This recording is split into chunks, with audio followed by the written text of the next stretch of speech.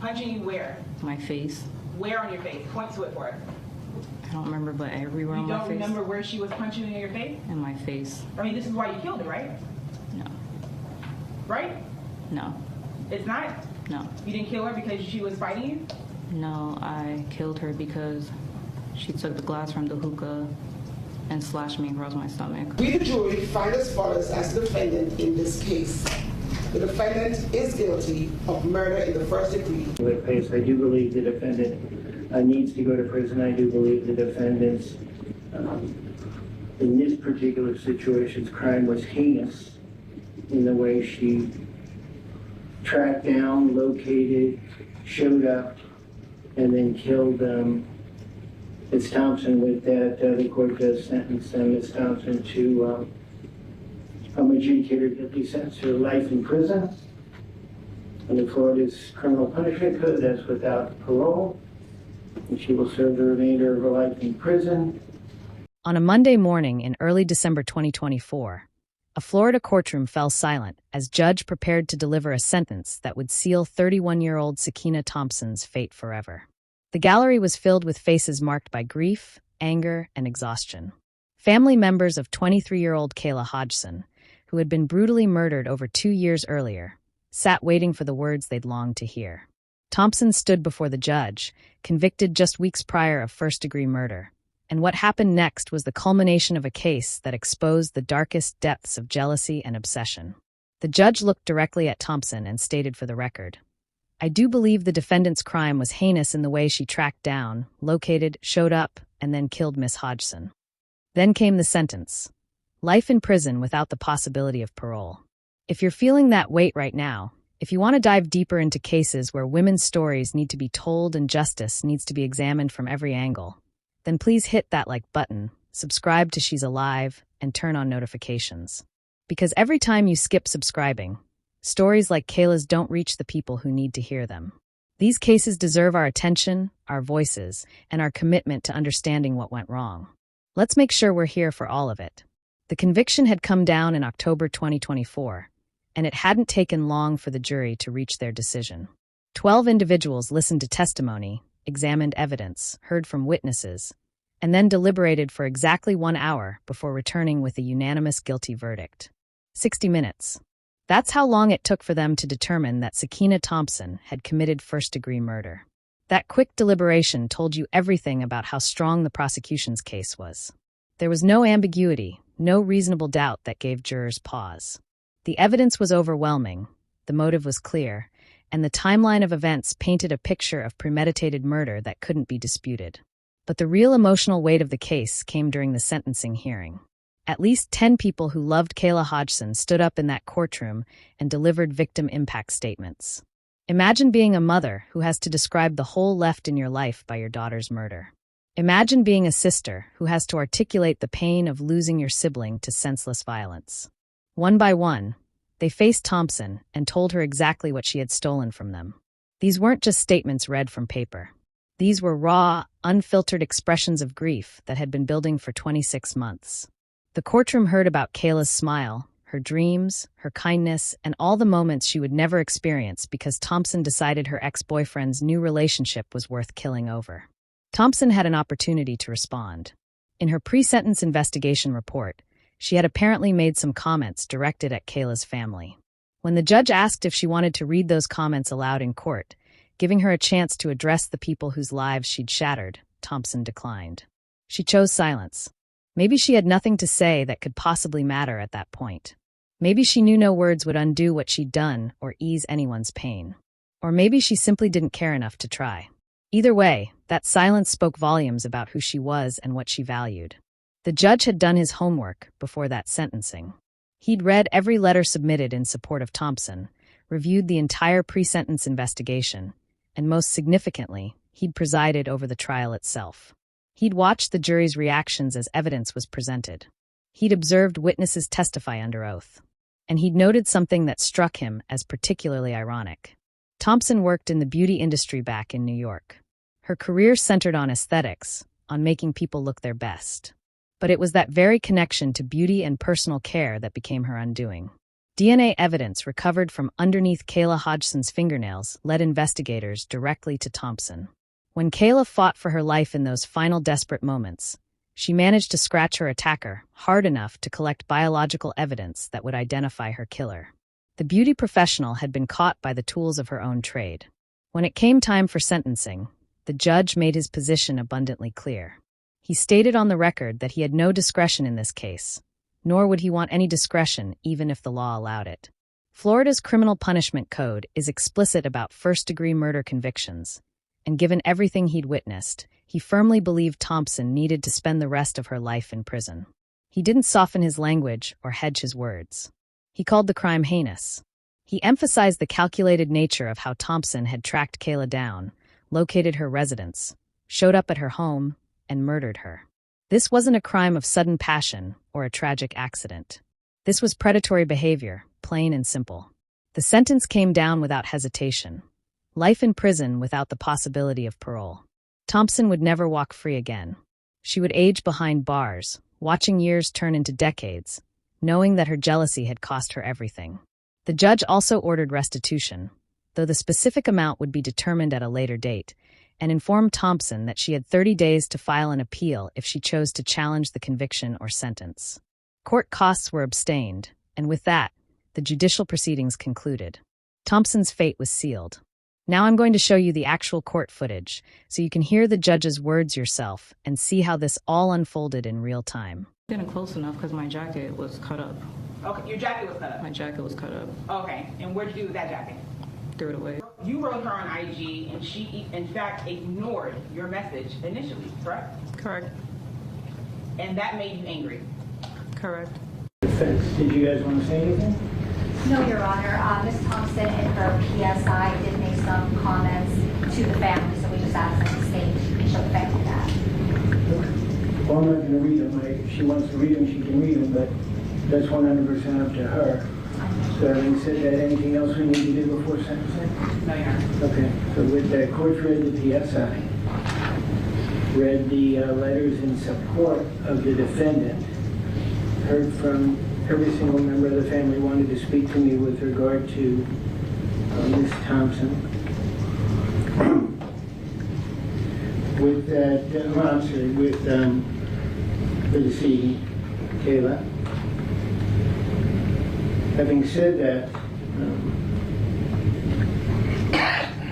and having watched the trial and having watched the jury's reactions to each individual thing that was placed in evidence, and having watched the witnesses testify as to what they testified to, it's interesting that I note that the defendant was in the beauty business, and the beauty business is what led the police to the defendant through the DNA sample that was found underneath the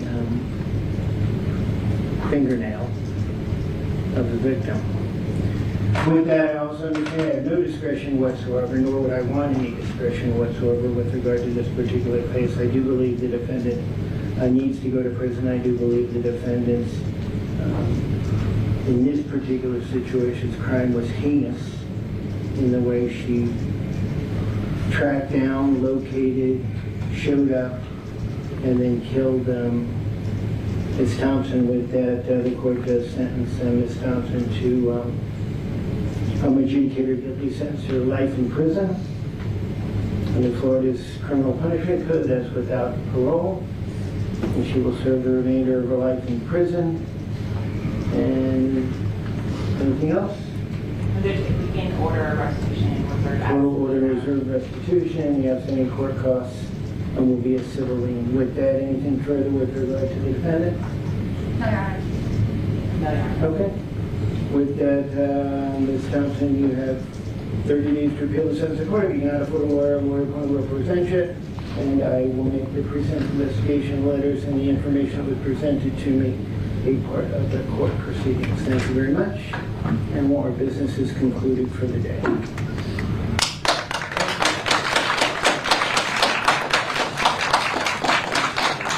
Let me take you back to where this nightmare really began, because understanding the full scope of what happened requires knowing the players and the circumstances that led to that fatal morning.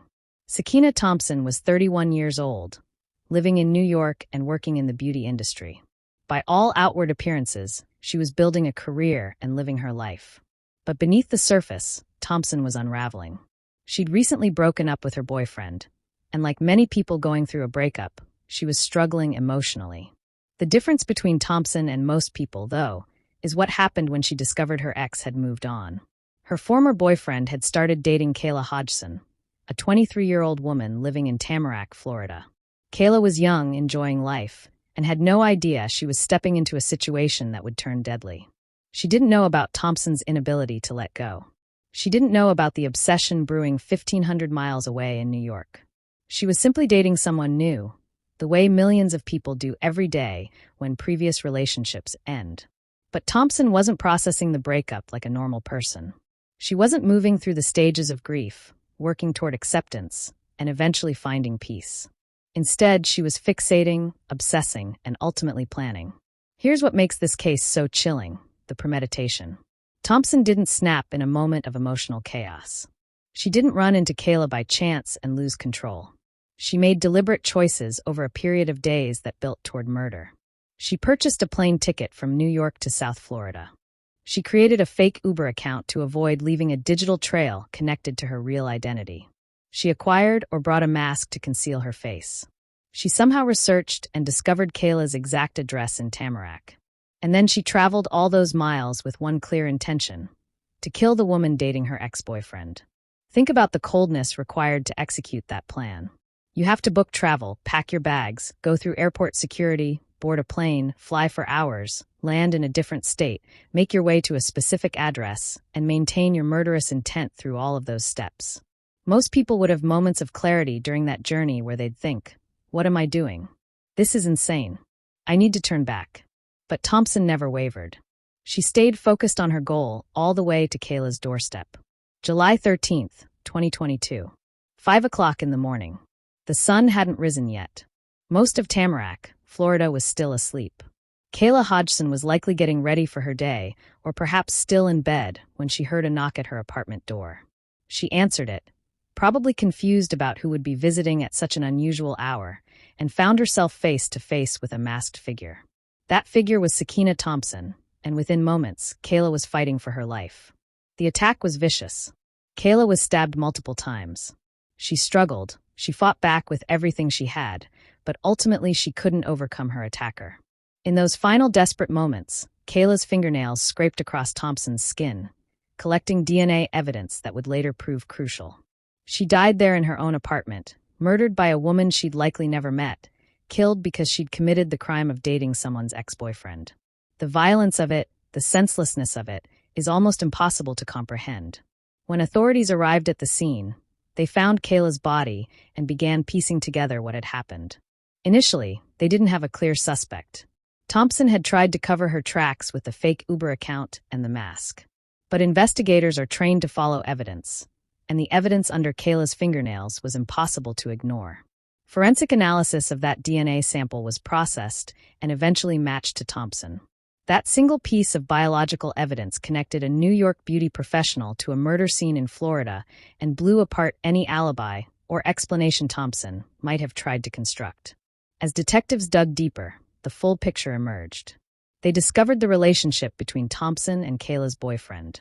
They traced Thompson's travel from New York to Florida. They uncovered the fake Uber account. They documented the mask. Every piece of evidence pointed to the same conclusion. This was a planned, intentional murder motivated by jealousy and an inability to accept that a romantic relationship had ended. The case against Thompson grew stronger with each discovery, and by the time she was arrested and charged, prosecutors had built what would prove to be an ironclad case. Thompson's defense strategy at trial centered on self-defense. She took the witness stand and testified that she had been pregnant at the time of the incident. She claimed that Kayla had attacked her first, forcing her to defend herself. She stated that she'd blacked out during the altercation, suggesting she didn't have full awareness or control of her actions in those moments. On the surface, self-defense claims can sometimes create reasonable doubt for juries. But in this case, the defense had to overcome massive obstacles. How do you claim self-defense when you've flown across the country, created a fake identity, worn a mask, and shown up at someone's home at 5 in the morning? How do you argue you were the victim when all the evidence screams premeditation? The jury saw through it immediately. They heard Thompson's testimony, they heard the prosecution's rebuttal, they examined all the evidence laid before them, and they deliberated for 1 hour. 60 minutes to conclude that Sakiyna Thompson was guilty of first-degree murder. That swift verdict reflected just how transparent her guilt was to those 12 individuals tasked with determining the truth. The impact of Kayla's death rippled far beyond that courtroom. Her family had to endure over 2 years of grief while waiting for the legal system to deliver justice. They had to relive the trauma through the trial, listening to details about how their daughter, sister, and friend had died. They had to sit in the same room as the woman who'd murdered her and hear Thompson try to justify what she'd done. And even after the guilty verdict, even after the life sentence, they still have to live every single day without Kayla. They still have birthdays she'll never celebrate, holidays where her absence is palpable, and milestones she'll never reach. This case forces us to confront difficult questions about obsession, mental health, and violence. What happens in someone's mind when they decide another person deserves to die over a romantic relationship? How does jealousy mutate into something so toxic that murder becomes a viable option? Were there warning signs that people around Thompson missed or dismissed? Could someone have intervened before she boarded that plane to Florida? And what does it say about our society that crimes like this keep happening? That people keep choosing violence when relationships end? I want you to really think about those questions. Drop your thoughts in the comments because these conversations matter. They help us understand the psychology behind these crimes and maybe, just maybe, help us spot red flags before another tragedy occurs. If this case affected you, if Kayla's story resonated with you, then share this video. Let more people know what happened to her. Make sure her name isn't forgotten. Subscribe to She's Alive if you haven't already, because we're here to tell these stories, to honor these victims, and to demand justice even when it comes too late. Check out our other videos covering cases where women's voices need to be amplified. And remember, staying informed, staying engaged, and staying vocal about violence against women is how we create change. Kayla Hodgson deserved better. She deserved to live, to love, to build a future. Since we can't give her that, the least we can do is make sure everyone knows her story and learns from this tragedy.